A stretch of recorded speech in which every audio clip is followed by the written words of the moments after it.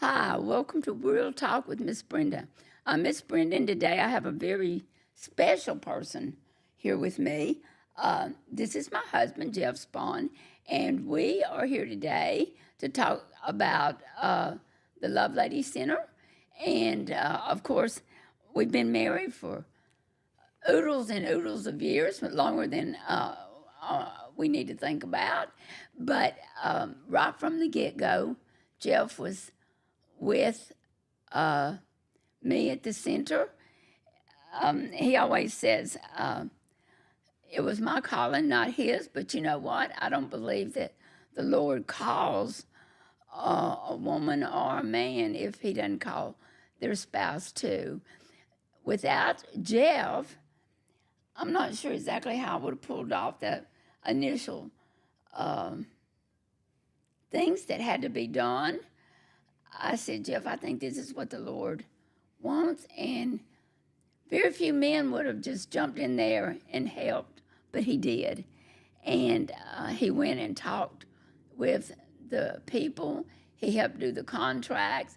And then for the first maybe 5 or 6 years, he was right there. You know, I didn't know that we had chiller instead of a water heater. I didn't know anything like that. I didn't know that how we had these great big things when I'm used to a home. And you know what? I'm glad I didn't know. Had I known, I'm not positive we would have been there because it was so scary and it was so much to learn. And Jeff was bright enough to keep some guys that had worked at the hospital before we came, and they helped us so much, and they taught him. So as he moved on to other things, he had to pass the baton and teach others exactly what's there. And now, you know, they told us, this is just something you need to know. They told us that our, not chiller, but another one of those big things would be gone within 2 or 3 years. And it was going to cost these hundreds of thousands of dollars to replace. And I thought, oh my God, what are we going to do? And you know what? He worked and he glued this thing back together over and over again till we just now had to replace it.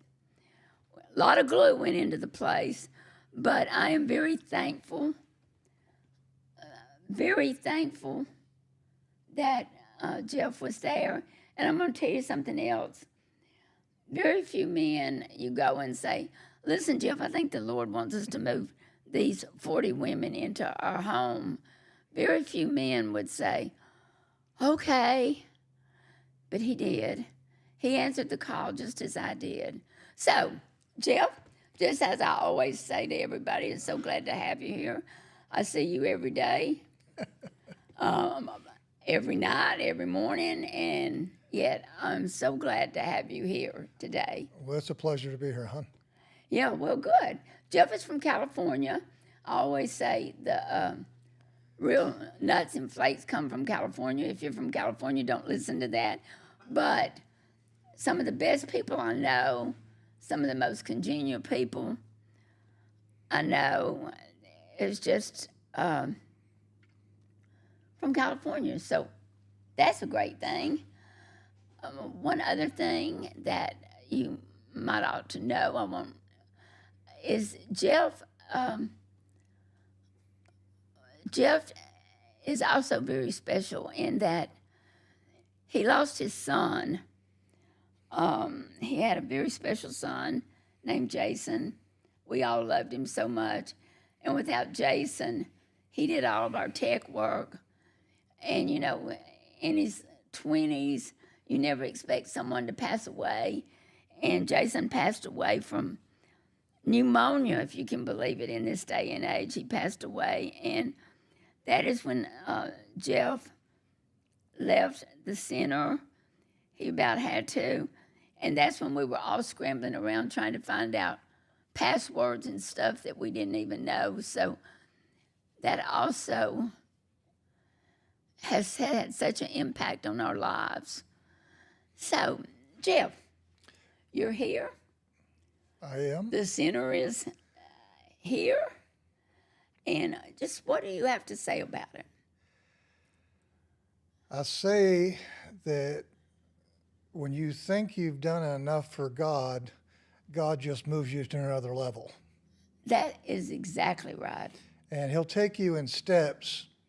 I mean, you can take, for example, for us, you take it from we're going to have 5 to 7 people come into the house and we're going to try to make a difference. And we did. You made such a big difference and you developed the program at the house. But then it was so good when the Department of, the prisons thought you weren't going to work out, but you did. And you were so successful, they sent more. And they kept sending more until there was too many, until we had the problem with the neighbors. And then, literally, they were going to arrest you because you had too many people in the house because of a zone ordinance. Not because we were disturbing the neighborhood, not because we were causing any problems. We have 10 acres. Not very many houses have 10 acres that, you don't have it. But basically, the ordinance where we live said you couldn't have more than 3 unrelated people living in your house. If you think about that in Jeff State, if you have 3 roommates and they're all unrelated, they're in violation. So anyway, but I'm honored to be able to have the opportunity to represent and see something that's going to be a legacy that's going to live on way past you, me, Melinda, and so forth. Oh, well, now, let's don't be killing me off. I'm ready to live right on for a long time. But, what's a little rest here and there, It was quite a, never, ever, ever did I intend to break any laws when we started the center. You can read all about this in the first book, Miss Brenda and the Love Ladies. It's the one it shows on. I'm looking around and I can't find one. They're sold out, honey. No. I can't find one. But anyway, you need to read that book and you'll you'll be able to see exactly what There's we've the portraits done. right there. No, Portrait. that's another one. That's the portrait. Well, in case you hadn't read our books, I've got 3 books, 2 books, and then we've got Portrait of Hope. You need to get them and read them. Fascinating stories. And I'm writing a 3rd book now, and I'm very excited about it. And I'm also writing a devotional. So I would love for you to get those and read them. But if you really want to know about some, we talk every day about, well, God wants me to do this, but He can't really do it. God will choose someone, not anything special about me, but I just have a tenacity that if He called me today, then He will make a way. It may be 3 weeks, it may be a month. We could talk about some of the miracles that created the center. Obviously there was the time in the house, then we developed, and we were fortunate enough to be able to get the girls out of the house instead of going back to prison, because we had a deadline that if we didn't get them out of that house, they were all going back to prison. That's when, again, those stepping stones, I tell you, that God takes you.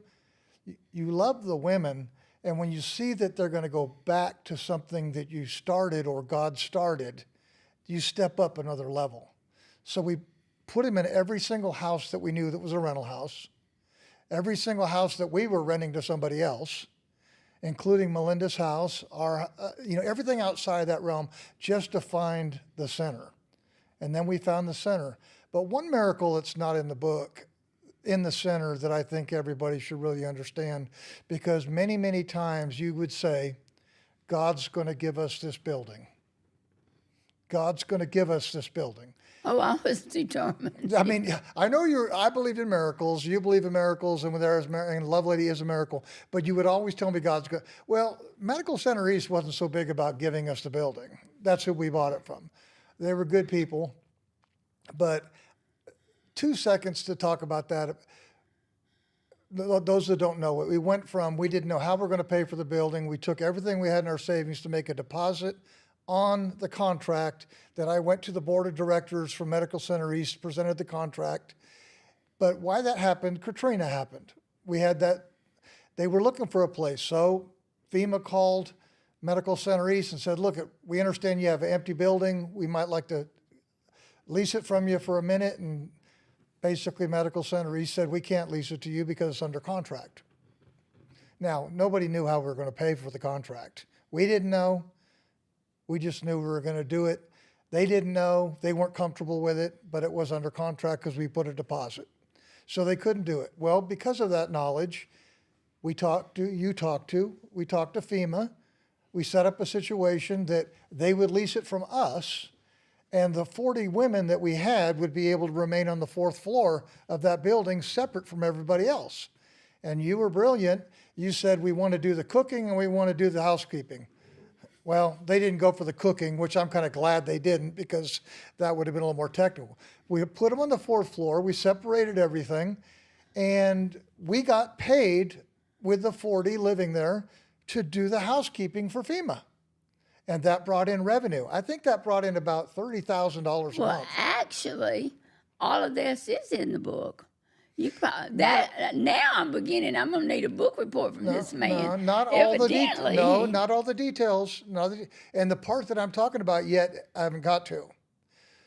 I started understanding that you said it was going to be paid for. Over and over again, you said it would be paid for.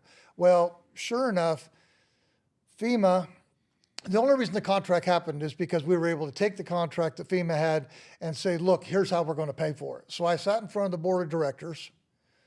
It was like about 9 of them laying around the table, and we're at the end of the table, and we were just one thing on the agenda, obviously. And they said, well, we don't understand how you're even going to do this. And because of the contract with FEMA, we were able to show that we wouldn't be paying for it. FEMA would be paying directly to their bank account $100,000 every month.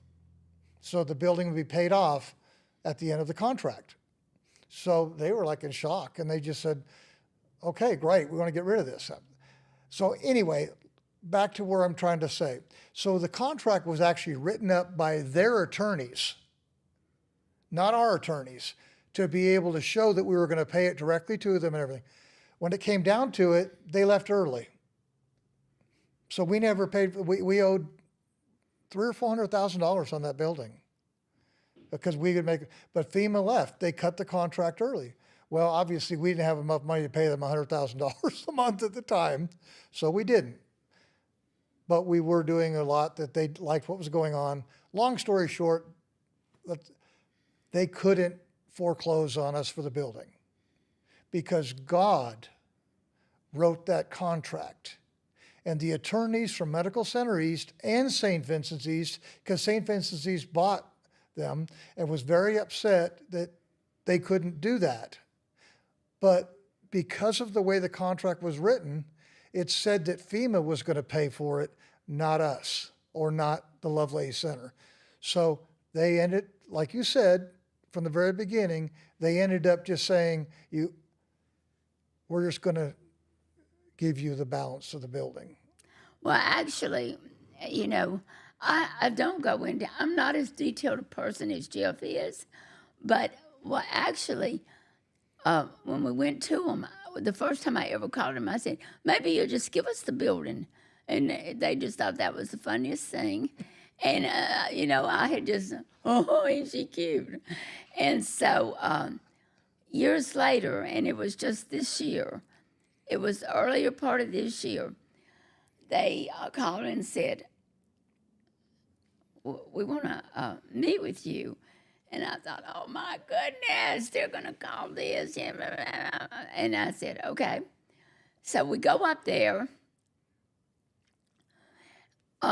Right after we moved in, I got to be best friends with one of the sisters. And I love her so much. Well, she and I got to be friends. And one day she came to me and told me that they were going to give us the building. And I was so excited. And they never came back. And then this year, the first part of the building, when it was changing ownership and all, they were having to clean up things. There was all kinds of reasons why I didn't ask for the contract right then to be stamped paid in full. But what happened is we went up there, and I had several people with me, and we went up there and in the big boardroom, and the most miraculous thing they said, I was sitting there and I was thinking, what in the world am I going to say? And I knew everybody was depending on me. And in moments like that, it's best just to shut up. And it's best just to let God. I sat there and I turned to a page in the book where it talked about Sister Diana coming in, and it talked about what she said. And that book was written like 8 years before I was in the meeting at St. Vincent, who have been the most gracious, unbelievable, wonderful people to us. I am so thankful for them. They are great. And she said, what do you have to say about this, Brenda? And I said, well, let me just show you what I had to say and Sister Diana had to say. And I showed them that, and they all just died laughing and said, it's here. And they gave us the building. So thanks to St. Vincent's, and I guess it's UAB now, I'm not sure how it changes, but thanks to them, we have that big old wonderful building. Now I'm telling you, if I could put my arms around it and love on it, I would. I am so thankful. I feel like that. I really feel like God has put angels all around that building. I know some of you are saying, boy, she is a kook. Whatever. I feel like that God put angels around that building, and it has been the most wonderful journey. When there was a time when I thought this is never going to happen, and that building just has hung in there, and now people are doing so much to help us. We have a new roof, and we have windows, and we have air conditioning. It's not the same building it was when I was working there. No. I mean, it is I never would have wonderful. thought. Remember when we were doing Caraway, and we were going to move to Caraway, and we had all those problems that nobody would let us, even though we're going to let the city of Birmingham, Jefferson County, everybody do their own things in the buildings. But everything, apparently, God wanted us to redevelop that building, that spot, that original spot, because it's now, there's been hundreds of thousands of dollars into that building now. Oh, and it's Maybe so $1 million wonderful. from I what mean, they're it going. is so wonderful. I don't know what it is about me, but instead of having I don't new either. instead of having new things, I like to take old things that I love history, and I love the history of the building. The building started out being a dormitory for Howard College, which is now Sanford University. And it was built originally as a dormitory for women. Is that not awesome? And now, I just think that is great. And we used that when the zoning came into play. Yeah. Because everything was an add-on from the original old part of the building being a women's dorm, which is what we were asking it to be in the first place. Then they added it on to the hospital. Then they had the senior care center there was the last thing that was there. Well, that was a living facility too. But still, they said we couldn't do it for the zoning. You can tell Jeff concentrates on what went wrong, and I concentrate on what went right.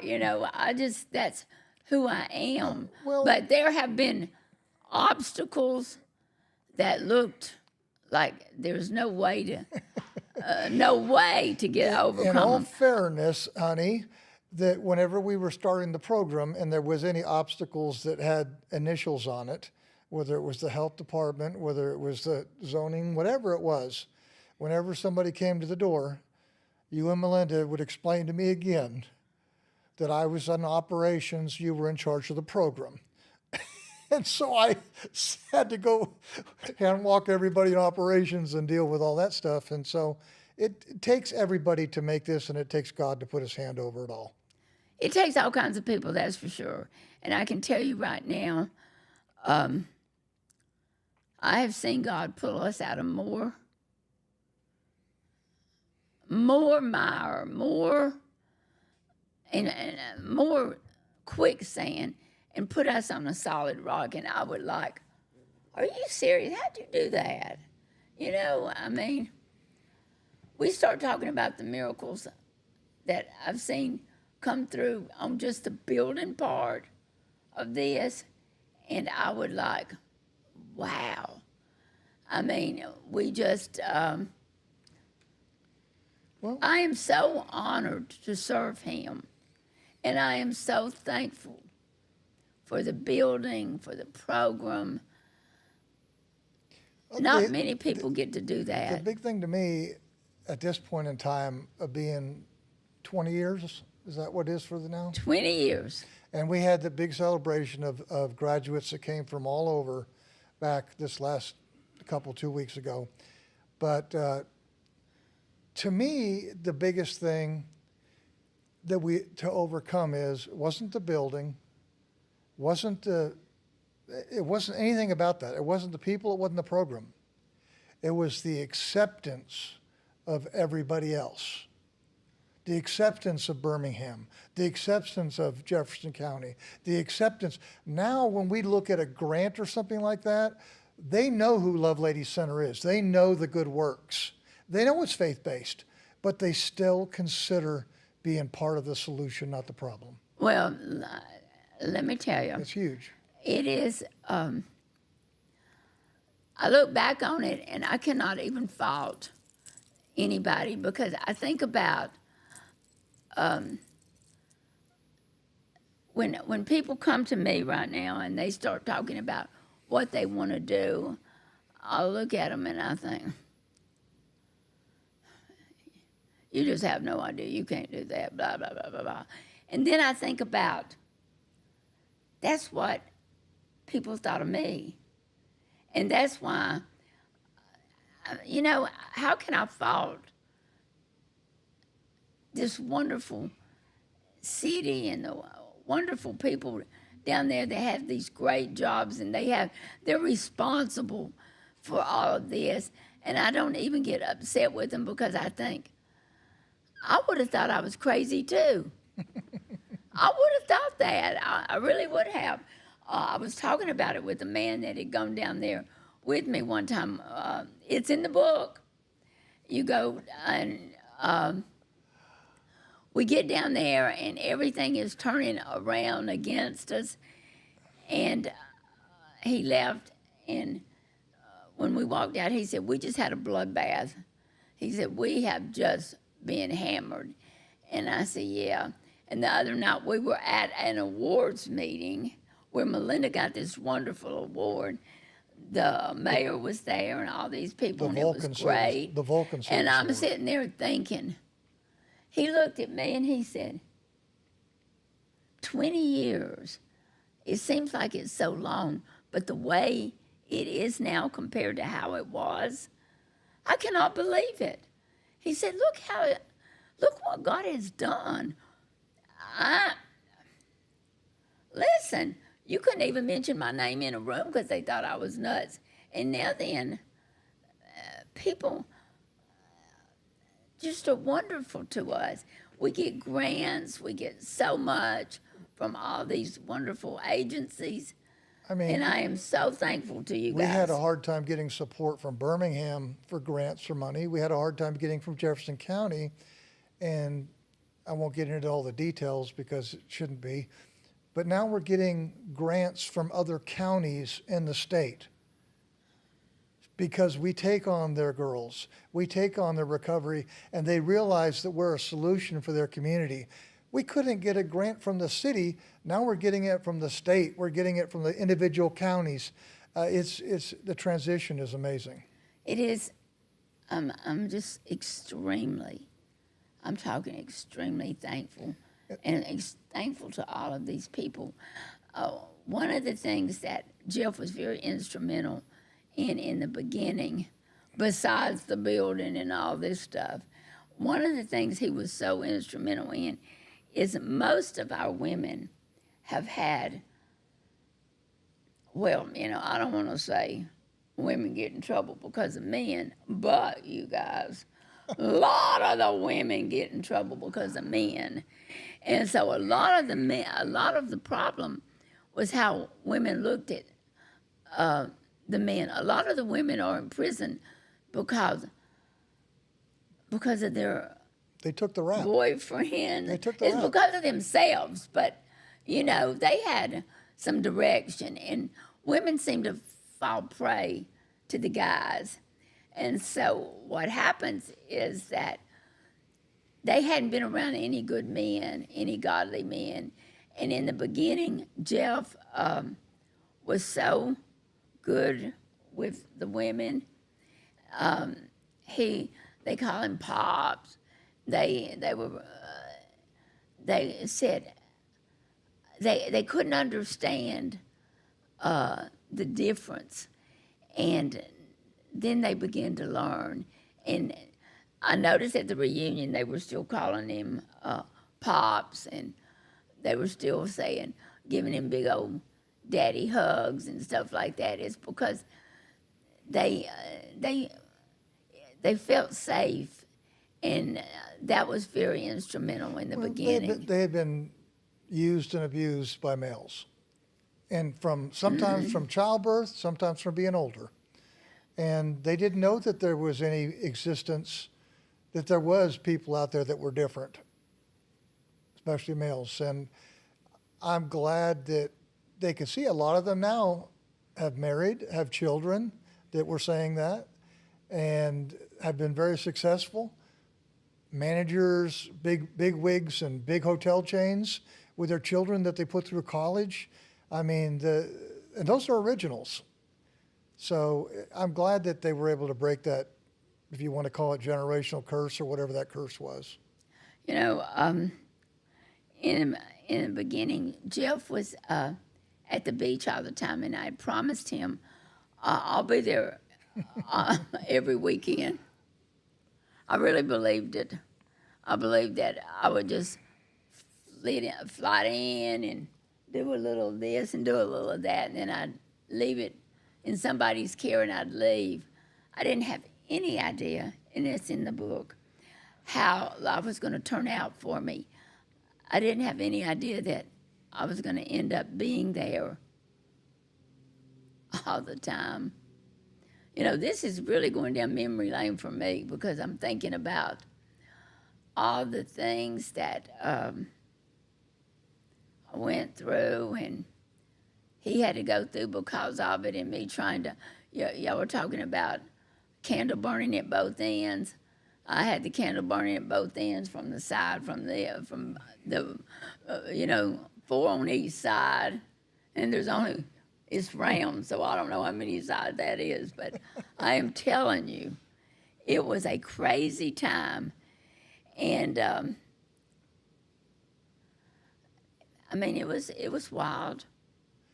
Well, it's kind of like the steps again, because when we first started out, obviously at the house, you literally stopped working. Not working. You were working for the house, which wasn't paying you anything. That's true. It was costing money. We bought a van and so forth. I was trying to send some money up and funding because I was flipping some houses and doing some stuff. But at a certain point in time, like I said, baby steps, I knew that when we moved into the center, I was going to have to be there, because you knew how to make a great program. You knew how to help the women, but we were broke. Yes. and I had to manage some of that. I had to know where the money was going instead of just having it, because we wouldn't have made it through the house. I mean, it was an expensive process, Very expensive process. but it was And worth it.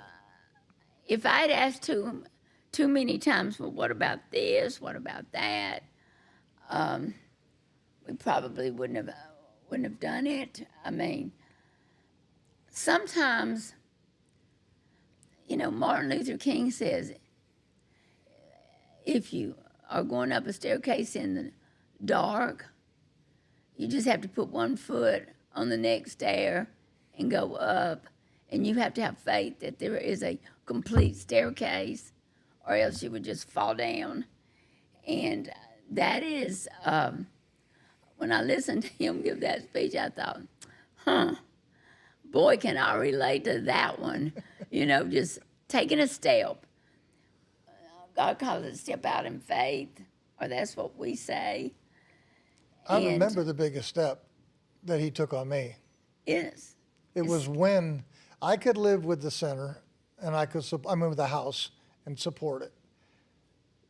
And then there's the rental properties, whatever. It's just money. But when we went to look at the building it's in, and we walked in the door, and we had to talk to the security guard, the German security guard that was there in the vacant, and we came there to get the keys, not for that building, but for the building on the corner, A decent which sized which building. I was comfortable with, because I knew we could do about 100, because I had a down level, 100 people. So this is the steps God takes you. But we never went and looked at other buildings. We walked in there, and you looked at me and you said, "This is the place. This is it." And my whole everything sunk down, because I was not ready for a city block long venture, because I thought I was getting stretched and getting stretched and getting stretched.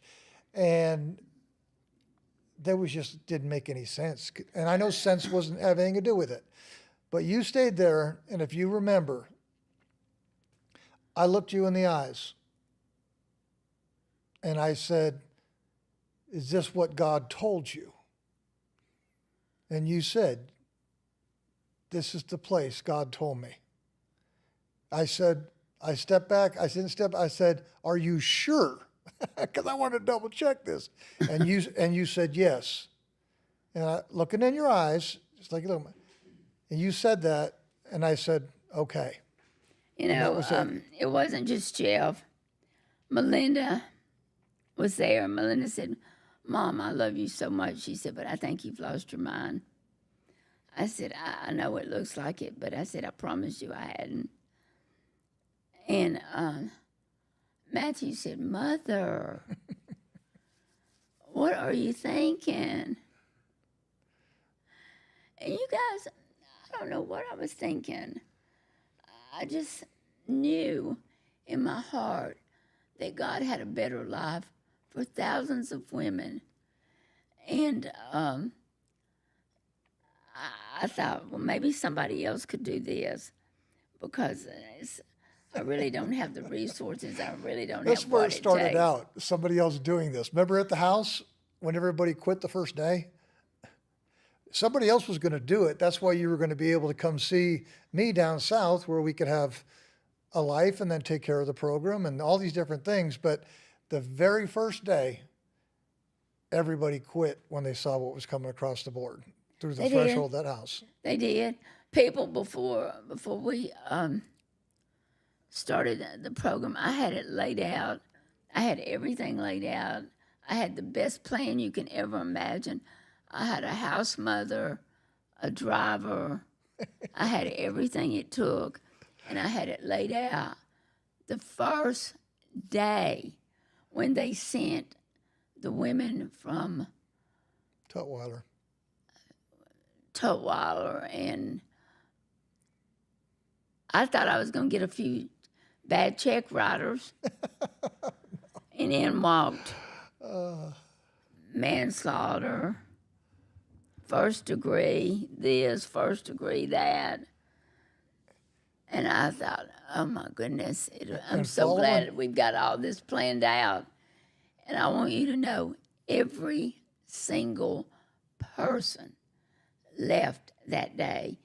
And then it came time, and Melinda had to go home because she had little children. And there I stood. And I said, oh, dear God, what in the world happened?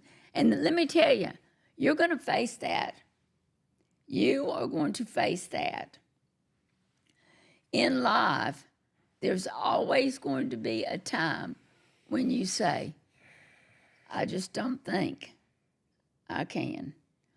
We've got 1 minute. Okay. What do you have to say in 1 minute to these people besides your wife is a nut? Well, let's spend about 1 minute talking about my wife being a nut. How's that? Let me tell you something. I would rather be married to somebody that has a vision that makes a difference for everybody than anything else. Hey, we're going to close it on that one because we never, and make sure you got that on tape. I'll never hear that again, you know, because vision I'm long on, not on anything else. But you have brought up a lot of things today that just have me in the gut today. But you know what? It's good that I thought of it. So I really, really am thankful that you came on here today. And we're going to have you on some more, and we'll talk about different aspects of it. But right now, I just want to thank everybody for being with me and loving me. Thank you. Bye.